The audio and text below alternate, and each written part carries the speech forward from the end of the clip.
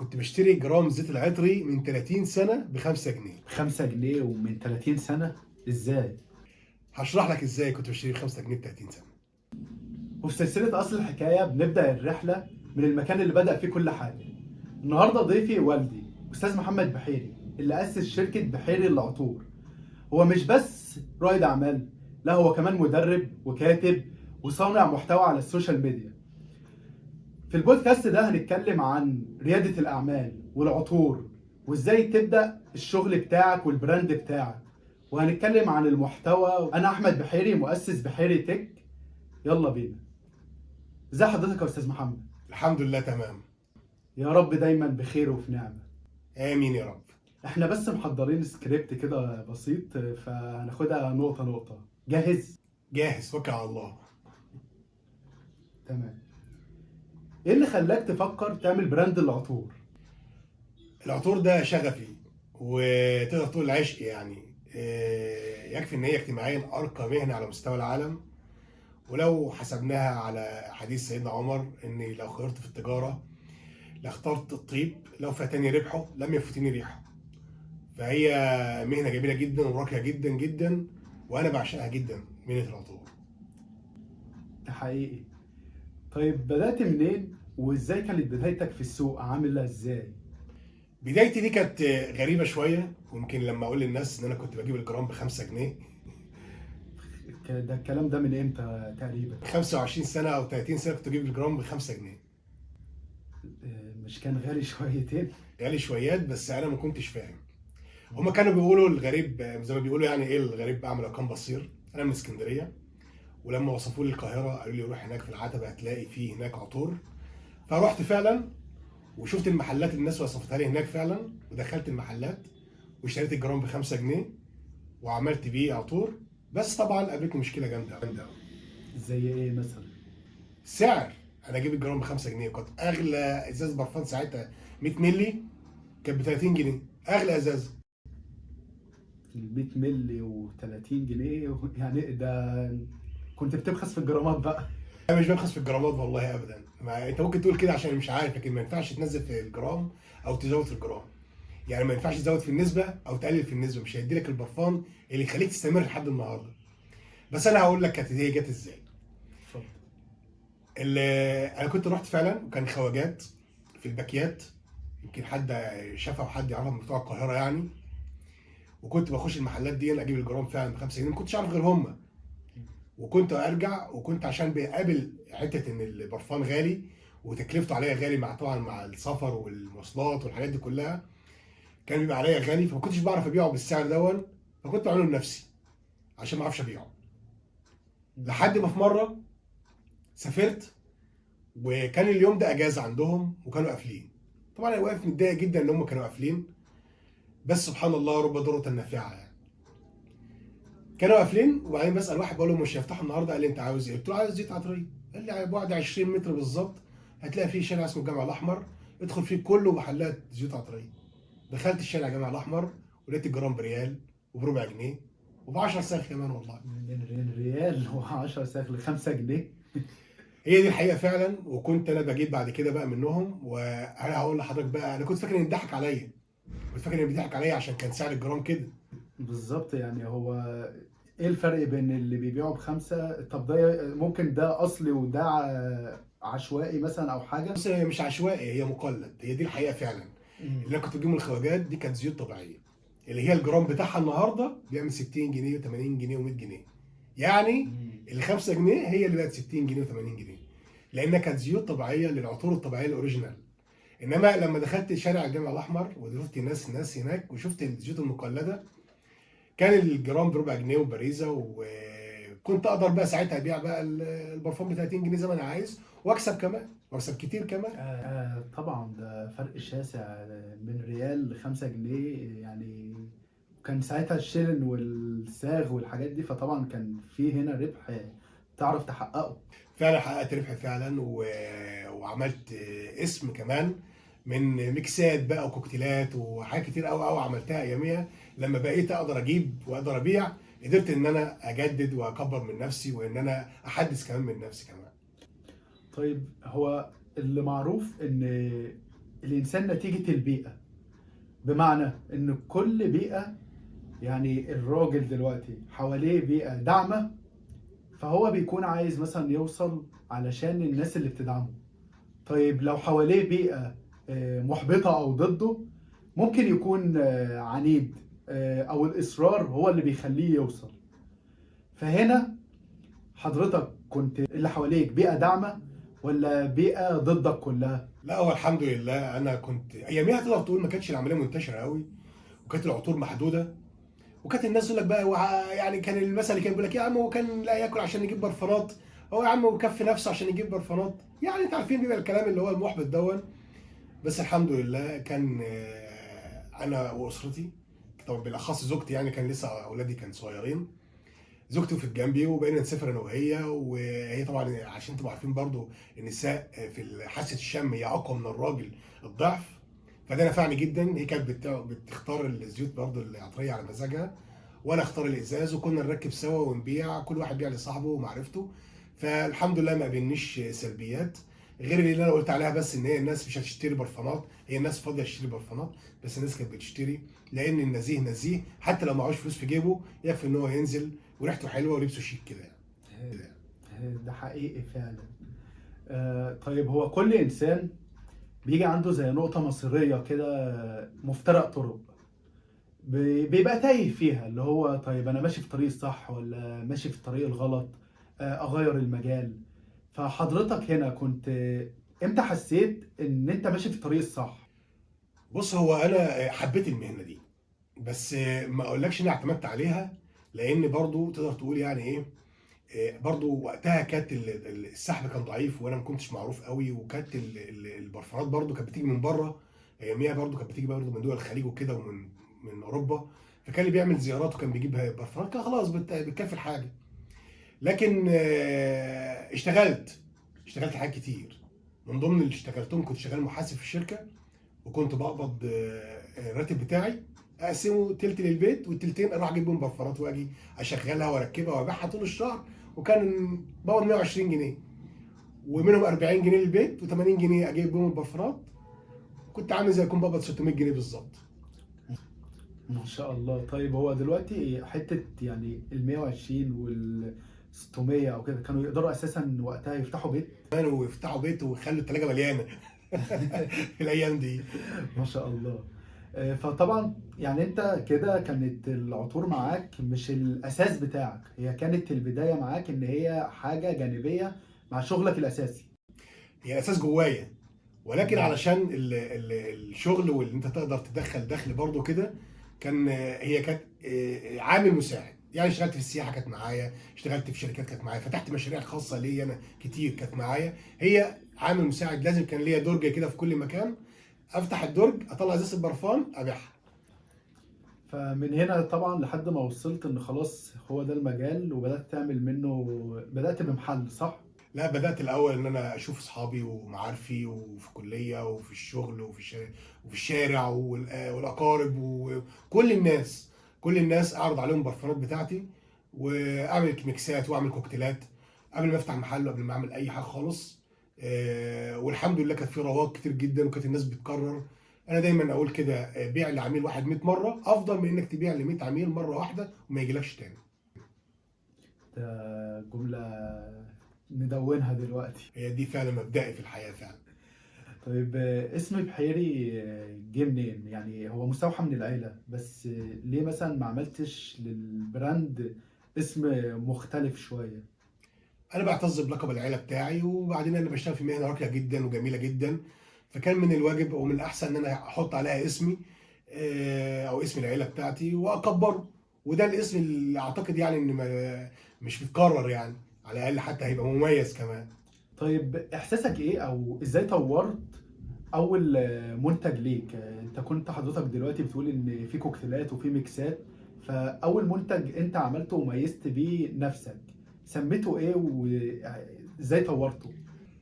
اول كوكتيل بدات بيه في حياتي كله طبعا كان اياميها بقى كان موجود بقى الروائح اللي هي المعروفه زي الاوبن واللابيدوس والمانشو والبروفتي والبروت، وكل الانواع دي كانت هي اللي متوفره، اللي كانت بتيجي من بره دي، وكانت منتشره، ما كانش فيه لسه الاسامي الكتيره اللي موجوده حاليا. فعملت كوكتيل ليا. معلش هقاطع حضرتك، هو ايه الفرق بين الكوكتيل والميكس؟ يعني ايه الكوكتيل؟ الميكس نوعين، الكوكتيل من 3 انواع اللي فيما فوق. تمام. فعملت كوكتيل ليا، الكوكتيل كان من 4 اصناف، كان ايامها متوفرين: هيريرا الخضراء ولابيدوس ورومبا وبيزون اللي هي من ديور. كلهم عطور تقيلة على ما اعتقد. وكانت مديه نتيجه كويسه جدا جدا، وكنت مسميه ميكس بحيري او كوكتيل بحيري. يعني كمان مسميه باسم البراند، اللي هو حاجة شخصية، ما كانش معروف ساعتها، صح؟ لا ما كانش معروف، بس كانت الناس بتطلبه، تقول انا عايز برفان بحيري، عايز برفان بحيري، لحد من قريب خالص الناس دي تقول لك انا عايز برفان بحيري برضه. يعني طيب احساسك ايه لما الناس بدأت تسألك عن العطر المميز بتاعك او بدأت تطلبه؟ طبعا فرحان ومبسوط ان اختراعات العطور بتاعتك لما الناس بتاخدها، او العميل بياخد برفانك وبيطلبه مره واثنين وبيقول للدون الريفيو بتاعه ويقول له ده كويس ده حلو. هو ده نجاحك، هو ده نجاح اي مهنه في العالم كله، ان الناس تتكلم عنك كويس وانها ترشحك. يعني اقول لحضرتك على حاجه: نزل دعايات ونزل اعلانات من هنا للصبح، وادفع عليها فلوس وملايين في كل في السوشيال ميديا، بس خلي الجمهور يجرب المنتج بتاعك وما يعجبوش، كل ده راح في الهوا. العكس، ادي الواحد بس برفان وعجبه، 5 6 من وراه هيجولك. ده هو النجاح الحقيقي بتاعك. ده حقيقي، الجملة اللي حضرتك قلتها اللي هو أبيع لنفس العميل كذا مرة أحسن من إن أنا أبيع ل 100 عميل مثلا. اللي هي تبيع لعميل واحد 100 مره احسن ما تبيع ل 100 عميل مره واحده وما يرجعش تاني. صح. طيب أنت كده يعني يعتبر الشغل كله كان لوحدك، ما كانش معاك فريق، صح؟ هي اسرتي بس. كان زوجتي هي اللي كانت معايا على طول، انا ما اشتغلش عند حد خالص في العطور، كنت بعمل لنفسي واجرب في نفسي، واجيب زيوتي واجيب ازازي واجيب كل ده واركبه لنفسي انا. وكنت اضرب بالسرنجه وتضرب في عيني، واضرب بالسرنجه وتضرب في وشي عادي يعني. والحمد لله يعني اللي الناس بتعمله دلوقتي وبتجربه، انا جربته زمان وعينيا باظت خالص، بس الحمد لله عدت على خير واتعلمت وبقيت صاحب براند دلوقتي، بفضلكم طبعا، بفضل الجمهور بتاعنا طبعا يعني. هو فعلا ما فيش حاجة بتيجي بالسهل، والخبرة بتفرق طبعا، لازم تجرب بنفسك. اكيد طبعا، الحمد لله الحمد لله الواحد بدأ من الصفر. واي شاب دلوقتي بيكلمني بيقول لي اقول ايه او اعمل ايه يا استاذ بحيري، بقول له حب الشغلانه بتاعتك، بس حبها وحدث نفسك واقرا فيها، وصدقني مش محتاج راس مال كبير، كل الحكايه انك انت هتبقى عندك اصرار، بس انك انت تنجح وهتنجح ان شاء الله. هو فعلا الناس بتقول إن حضرتك ساعدت شباب كتير جدا، فاحكي لنا عن التجربة دي أكتر. هو انا بعد ما يعني كنت ايام كورونا عملت فيديوهات على اليوتيوب، وكان من ضمنهم مشروع للشباب براس مال كان بسيط جدا. والحمد لله المشروع ده شاف رواج كتير جدا، وناس كتير اتفرجت عليه، بس كانت بتسالني اعمل ايه، ابتدي ازاي، اشتري منين، احط خامات ايه النسب. فقررت ان انا اعمل كتاب وكورس تدريب للشباب، عشان خاطر ايه، يبقى ملم بكل المعلومات اللي هتفيد الشباب دي. الكورس والكتاب مرتبطين ولا ده حاجة وده حاجة؟ بيكملوا بعض، هما 3 حاجات بيكملوا بعض: الكتاب والكورس والسوشيال ميديا كلها. طيب الكورس خلينا ناخدها حاجة حاجة، الكورس وبعد كده الكتاب. انت كنت متوقع ان الكورس هيوصل بالطريقة دي؟ بص، هو البدايه الكورس كانت فكرته ان انا اجمع معلومات للشباب عشان خاطر انزلها لهم مره واحده، وهم ياخدوا المعلومات دي، لان انا كان ايام ما كانش فيه لا كتب ولا كان فيه كورسات. ففكرت ان انا اعمل كل دون في فيديوهات وفي كتاب، بحيث ان انا اقدمه للشباب ياثر عليه مسافه طويله، زي المقوله اللي بتقول: من يدخل الطريق بلا مرشد يستهلك عامين في طريق مدته يومين.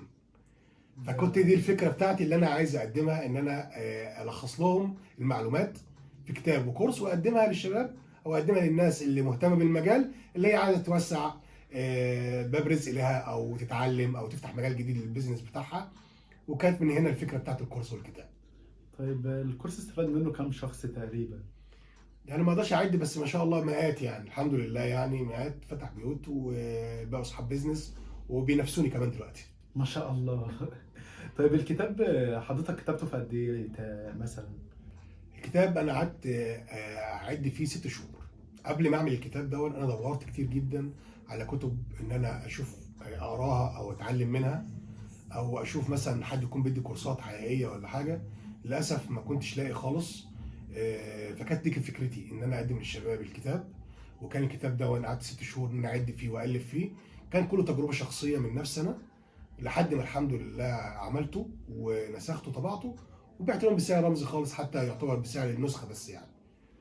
هو حضرتك الكتاب مكتوب باللغة أساسا العربية الفصحى ولا مكتوب بأنهي لغة؟ هو مكتوب باللغه العاميه علشان الشباب اللي لسه ما يعرفش يعني ايه مهنه عطور، ما يتلخبطش ويبقى تقيل عليه يعني. وكمان هو كان بلغتين، يعني عامله بلغتين عربي وانجليزي. ما شاء الله. طيب العامية مثلا عشان السلاسة ليه ترجمته الإنجليزي؟ لان في ناس كتير جدا من بره مصر اللغه بتاعتنا احنا ما بتوصل لهمش كويس. اللغه العربيه بتاعتنا ما بتوصل لهمش كويس، ما يقدروش. احنا بنتكلم مثلا بسرعه، بنتكلم بطريقتنا العاميه، فهم ما يعرفش يفسروا اللغه دي، فيقدر يتكلم انجليزي زي امريكا مثلا، الناس اللي هم العرب اللي عايشين في امريكا وكده. فكنت لازم ان انا اترجمه الانجليزي عشان ينفع معاهم كتير هناك. وفعلا نفعهم كتير، وبقوا برضه اصحاب براندات واصحاب بيزنس الحمد لله يعني. ما شاء الله، حضرتك ساعدت ناس كتير. ده فضل من ربنا، لا انا سبب بس يعني، مش ان انا اقصد ان انا اعمل كده. كل الحكايه ان هو ربنا جعلني سبب، والحمد لله ان نجحت فيها يعني. طيب إيه شعورك لما اتكرمت من منظمات حقوق الإنسان؟ والله الموضوع دون جالي صدفه. انا لقيت فيه تليفون جالي بالليل كده وانا قاعد، حضرتك اسماعيل البحيري، ايوه طب احنا من منظمه حقوق الانسان وعايزين نقعد مع حضرتك نتشرف بيك يعني. خير يا جماعه في ايه؟ قال لك يعني في ناس مرشحاك انك انت بتعمل مشاريع تفيد الشباب، و... والناس دي من اماكن اعتقد في الصعيد، في قرى كده يعني. وكان عندهم موضوع المشاريع دي صعبه جدا عشان هي مش في المدن يعني. ولما وصلوا لهم الفيديوهات بتاعتك وعملوا منها، فهم اللي رشحوك ان انت تاخد شهادات لحقوق الانسان. وانا طبعا كنت سعيد جدا جدا جدا، الحمد لله انا كنت سبب ان الناس دي ان انا اوصل لها وان انا اساعدها في بيوتها كمان. حضرتك شايف إنك وصلت لهم عن طريق السوشيال ميديا؟ السوشيال ميديا جميل جدا وله عامل كبير جدا، يعتبر هي الحداثه دلوقتي. الذكاء الاصطناعي والتكنولوجيا والابلكيشنز والحاجات دي كلها، هي يعتبر هي الحداثه دلوقتي. يعني حضرتك شايف إن التكنولوجيا ممكن تغير البيزنس من حاجة محدودة لحاجة أكبر، صح؟ اكيد طبعا. النهارده انت بالابلكيشن تك على زرار تعرف البرفان وتعرف كل مميزاته، والزرار اللي جنبه تتك عليه يوصلك لحد باب البيت. دلوقتي احنا متعاونين مع بعض شركة بحيري تك وشركة بحيري العطور، ان احنا نعمل تطبيق لعالم العطور. فايه رأيك في الفكرة دي؟ زي ما قلت قبل كده ان هي الحداثه وان التكنولوجيا مطلوبه وان الانسان لازم يحدث من نفسه.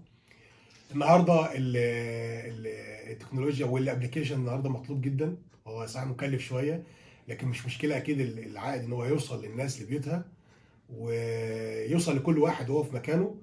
هي العمليه تبقى محتاجه بس ان هو يدخل على الابلكيشن، يتك على على المعلومات اللي عايزها، يختار البرفان اللي عايزه، وبعد كده يتك اوكي يوصل لحد البيت. دي حاجه سهله جدا وبسيطه جدا يعني. شايف التطبيق هيضيف ايه للبراند؟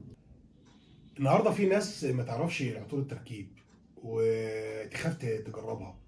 والناس دي بتتعامل مع التكنولوجيا بس. يقدر يشتري من على امازون، يشتري من على سوق دوت كوم، يقدر يشتري مثلا على الحاجات دي كلها برفانات الاوريجينال.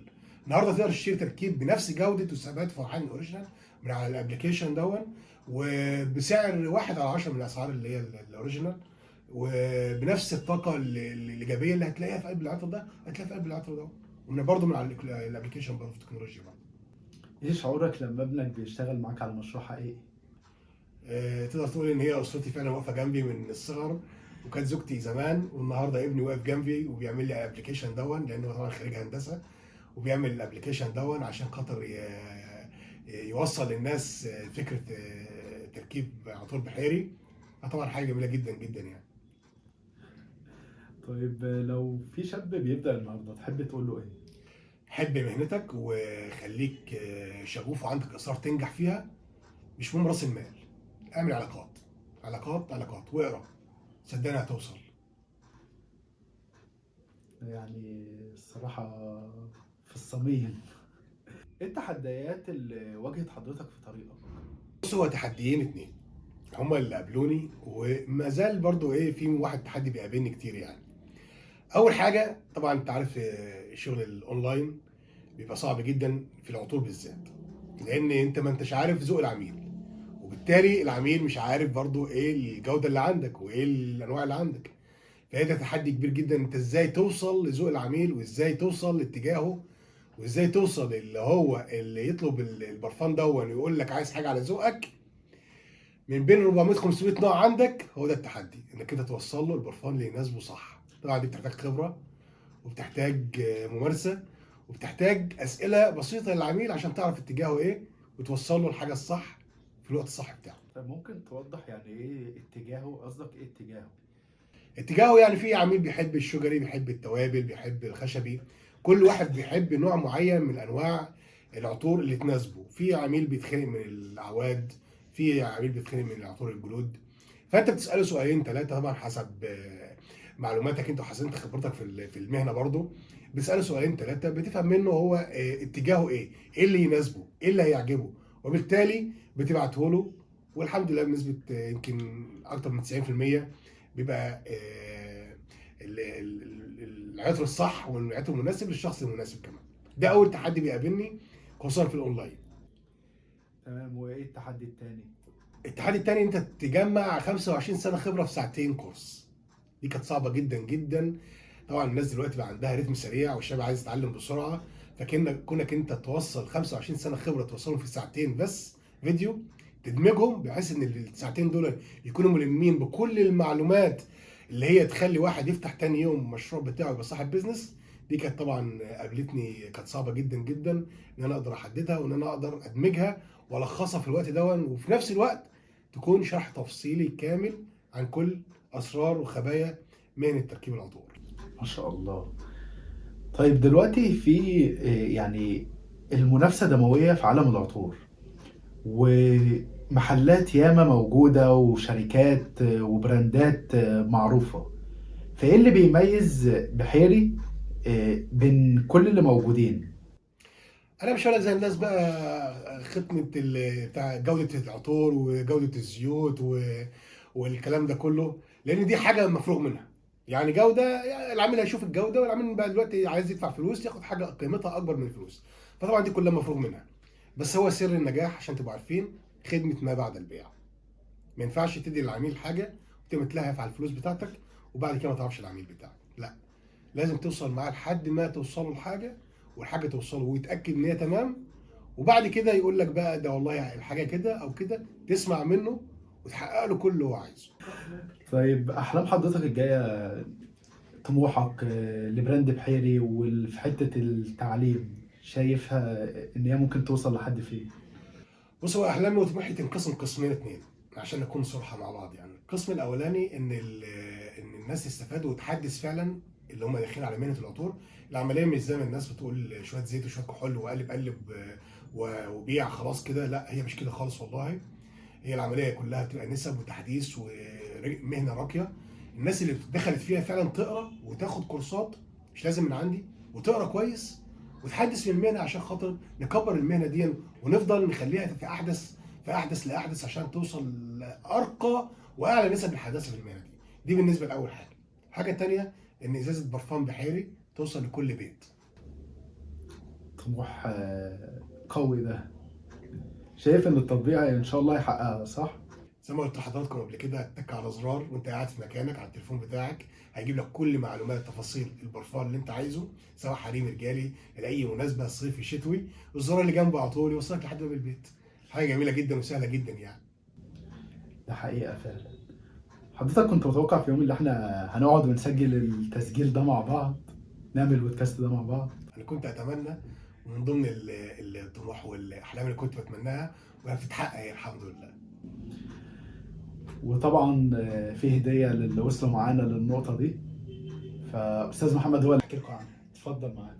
جواكر الشركات اللي دايما الناس بتسالني عليها انا جهزتها لكم في PDF، وعملت لكم هديه اللي وصل معانا لاخر البودكاست، ان هو يبعت لي على الواتساب، ورقم طبعا معروف عند الناس كلها او موجود على السوشيال ميديا عندي. اكتب بحيري العطور، هيظهر عليك عندك في اي مجال في السوشيال ميديا في اي منصه، هتلاقي الرقم بتاعي، تكلمني على الواتساب ابعت لك الجواكر لحد عندك وانت قاعد برضه. يعني مش هتتعبوا أي حاجة، هيجي لكم كل حاجة يعني كده. ودي كانت حلقتنا النهاردة من أصل الحكاية.